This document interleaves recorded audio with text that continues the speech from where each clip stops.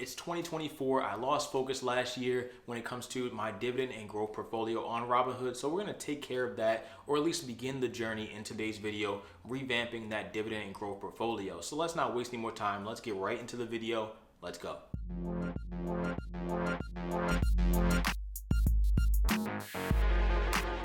Since March of 2020, I started my Robinhood portfolio with the plans to just invest into stocks that I liked with about $2,000. And today we stand at about $55,000, and I have an overall goal of how I want the portfolio to go. I want it to be invested into mainly growth stocks that I'm personally interested in, and also dividend stocks as well, so I can gather passive income while still making money with the companies I want to be invested in general. This is more of my fun investing portfolio as I pick particular stocks and particular funds that I'm interested in for companies that I genuinely like, use on a daily, weekly, or monthly basis, or have spent a significant amount of money in. So all that is kind of combined into one single portfolio where I generally have some fun with and also make some passive income from. After all, if you're going to buy all these products, if you're going to spend the money on all these products to, get your work done or do whatever, I'm just trying to show you guys what I mean. Like if you're going to spend this much money on all these different products for a particular company, I think you should be invested in that company as well, so you can get some type of return on your money on top of the return you might get out of the use cases for these products that you purchase. And this is just one particular example. I have plenty of Apple products, and I like Apple. It's that simple. At the time of recording this video, the Robinhood portfolio earns me about $1,600 in passive income at this very moment, and that money or that passive income increases on a daily, weekly, or monthly basis depending on how many or how much dividend income I receive from these particular companies. So that's of course going to only go up as time goes on. Now, I've talked about dividend investing in plenty of other videos, and I'll have those videos linked right up here. You can check all of them out at your leisure. But generally speaking, companies may pay a dividend for a lot of different reasons. They may pay it out because they've made extra money on their earnings. They may pay it out because they don't know how to reinvest that money back into the underlying company, or they may pay it out for other reasons where that's the goal, to pay out those dividends, because they might use that as leverage for people just to buy their ETF or just buy their underlying stock if they don't, they don't go the ETF route. Either way, it's a lot of different reasons. I talked about it in previous videos, so definitely check those videos out. But in this particular video, I do want to do a little bit more when it comes to revamping the portfolio, cutting down some stocks, and just refocusing and making sure I'm invested in things that's going to make me money in the long term, not only on the dividend side of things, but on the growth side of things as well. See, a company can pay a dividend out, but if that company's stock price actually goes down, then you'll likely be losing a lot more money from the company's stock price going down versus them paying a dividend out still. So if you buy a company for $20 a share and they're paying out a dividend, and the company's stock price goes from $20 a share down to $5 a share, then you're likely going to lose a lot more value from that company stock going down versus the dividends that you would make from just holding the stock in your portfolio. That's why it's important not to go out and just find high dividend yielding stocks, because they might not be the safest companies to invest into, and you'll likely lose way more than you'll ever gain. So you want to go for quality dividend companies that's going to pay you a dividend consistently on a monthly,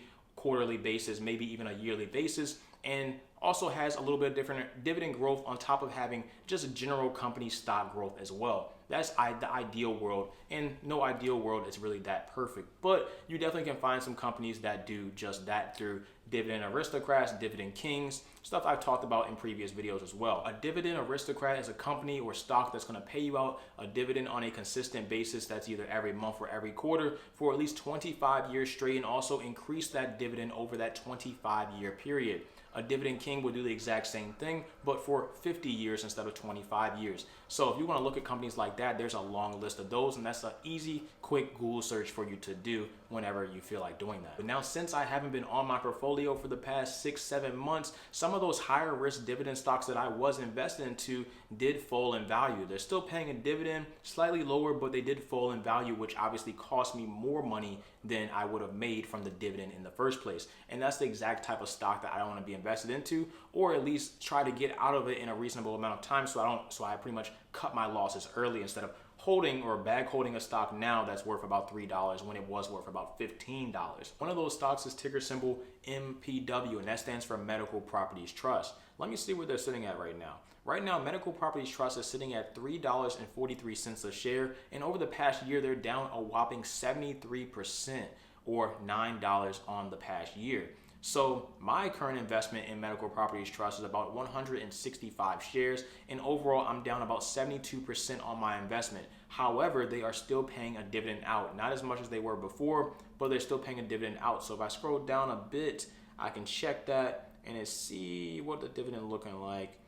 The last dividend that was paid for me was on January 11th of 2024, and that was for $24. That'll buy me a couple of shares, but it doesn't make up for the $1,400 loss that's currently on my account for this particular stock. Now, this differs between the stocks that you invest into, but this is something that I could have noted or something I could have seen if I was paying attention or a little bit more attention to my portfolio at the time, which I just simply wasn't. But now, over the past year, Medical Properties Trust has had a slew of issues when it comes to their tenants paying, and overall their revenue is down about 27%, I believe, in the third quarter versus the quarter of that previous year, which would have been 2022. If you compare the 2022 to the 2023 year on the quarter, they're down about 27% on revenue, which of course isn't good.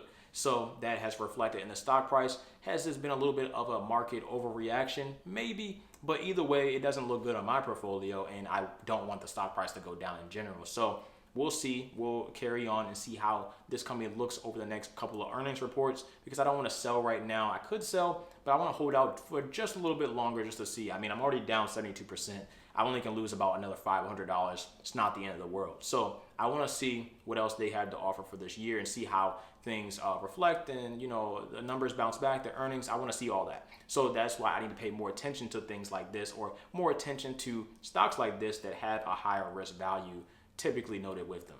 Either way, that's where the restructuring comes into place. So it is a couple of things that I'm going to change that I'm going to mention here in today's video when it comes to my portfolio. And I'll go ahead and make those changes likely when the market opens on Tuesday, because I think Monday the market is closed. So yeah, on Tuesday I'll likely make these changes, but for the time being, I can let you know right now. Now the portfolio is sitting at $55,582.64. I'm recording this on a Sunday. Buying power is at 331. None of that really matters right now. But one of the first things I'm going to do is sell PSEC, ticker symbol PSEC, only because it doesn't have enough impact on my portfolio. So I've had this stock here for a while. I'm still up in the stock, about $144. They do pay a solid dividend. I don't plan on investing any more money with PSEC, and overall the $700 could go to better use in another stock in the portfolio as I downsize more. So not too worried about selling this. Honestly, nothing wrong with it from my personal investment experience. But simply put, it's just not enough of an impact on my portfolio, so I'll be selling it to put the money elsewhere in this same portfolio. Past that, we got another one. The next one on the list is ticker symbol BA. And you guys know I love Boeing, have no issue with them. It's either Boeing or Airbus. I think Boeing is actually doing kind of, let's see, over the past, over the past month. I mean, they've been in the news for a couple of things. I don't know if you've seen that whole plane door just fly off. That's kind of crazy. But, that's been interesting. Either way, Boeing is another one that is going to hit that sell block. I'm overall up 100% on my current investment of Boeing. I bought it back way back, I think April of 2020. For me, just downsizing and me also looking for dividends as well. Boeing doesn't pay a dividend, so I'm probably going to put the money somewhere else in the portfolio as well. Overall, it's not enough of a portfolio impact for me to feel as though I should keep it in the portfolio, and I'm not investing any more money into it, so there's no point in keeping it, much like PSEC.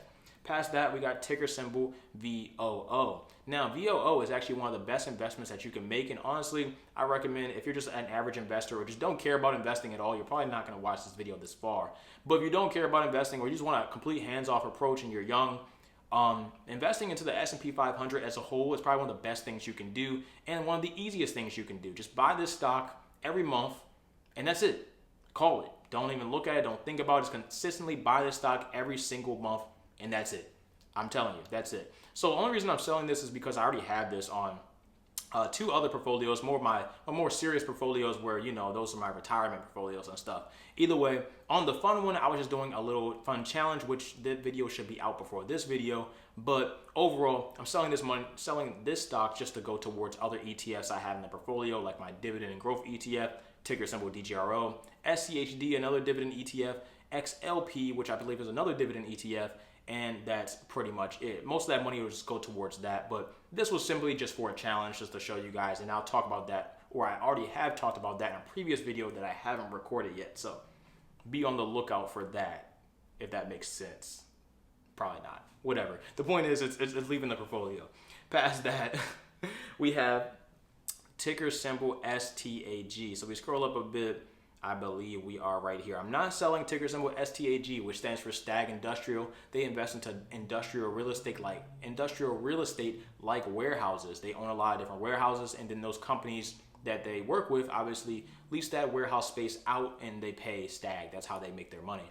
I'm not selling that yet, but I am watching Stag, as well as ticker symbol DIS Disney, ticker symbol WBA Walgreens, and ticker symbol KMI, which is Kinder Morgan, for further review throughout the rest of this year. So that's just a personal note for me, but I thought I would let you know as well. So Stag is just being watched as things go on. Ticker symbol KMI, Kinder Morgan, natural gas, watching that. Ticker symbol DIS or Disney, watching that. And what was the last one I mentioned? Oh, WBA Walgreens, down quite a bit, honestly. Ticker symbol WA Walgreens, watching that as well throughout this year, just to see how things go, just to see if I actually want to hold this stock longer or invest into another dividend stock that just might be better in general. Past that, I mentioned that I'm going to keep MPW just because of how much of a loss I'm currently at right now. But a nice replacement that I'm looking at right now, if I do decide to get rid of MPW, is ticker symbol WELL or Welltower. So that's sitting at $91 a share right now. They also are a healthcare infrastructure like company. If you don't know, MPW pretty much invests into healthcare infrastructure when it comes to different healthcare centers and hospitals. So they own those buildings, and then obviously the doctors and whoever else will need that stuff to lease it out to Medical Properties Trust, and that's how Medical Properties Trust gets paid. It much works the same way, just like this, when it comes to senior living with Welltower. So just something I'm looking into, not making any moves on that just yet, but it's something to note, and I thought I'd mention it because this is a journey for me, just like it's a journey for you. I don't know what stocks you're invested into, but let me know down in the comment section below. And lastly, I turned off DRIP. If you guys don't know what DRIP is, I only turned it off for one stock, and that one stock is ticker symbol JEPI, which I'll get into in a second. But DRIP stands for Dividend Reinvestment Plan. Pretty much when you get paid out a dividend from a company, you can have that dividend, say it's $20. You can have that dividend go right back to your buying power right here at the top, and that extra $20 will make me have, what, $351. That $20 can go to your bank account, that can go to another stock on the stock market, or it can be reinvested back into that same stock you got the dividend from. So when you turn off DRIP for a particular stock, the money that you receive from the dividend will go back into your buying power, which you can do whatever you please with. Either way, I turned off DRIP for just one stock. The rest of them are still on. Just one stock, and that stock, ticker symbol JEPI or JP Morgan Equity Premium Income. Now, this isn't a regular type of stock, and I've talked about JEPI enough in multiple videos, so definitely check the full explanation JEPI video out. The link will be right up there at the top. Hopefully this sunlight thing doesn't look terrible, but we're gonna run with it. And that's pretty much it. I turned off JEPI, or I turned off the DRIP for JEPI, so all the dividend income that I receive from JEPI will just go straight to my buying power, and then I can use that money to buy other dividend stocks that I want to buy versus having it being reinvested back into JEPI every single month, because they do pay me on a monthly basis. Now, that's pretty much it as far as the big changes or the biggest changes I'm making to the portfolio right now. All these other stocks that you see here will stay.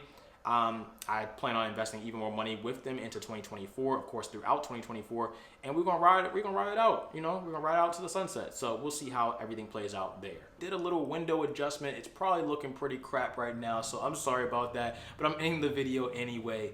All I have else to say is, if you need yourself a dividend tracker, I use trackyourdividends.com. I think it's a great dividend tracker. I've used it for years now. I have no issue with it. I've shown it off in previous videos. I have it off in this video, and there'll also be a link up here to pretty much get started with that dividend tracker if you want to do that. And then I've also already made videos going over how to create your own dividend and growth portfolio. It's a very simple process, but if you want to watch that video, that'll be linked up there as well. But if you want me to make a brand new updated video to it, I can do that as well for you. Just let me know down in the comment section below. 2024 is looking pretty good. I'm pretty happy. I'm pretty stoked for it. And I got a lot of content planned, and I've been gone for a while. So yeah, it's a lot. I got to catch up. It's a lot of work I got to do.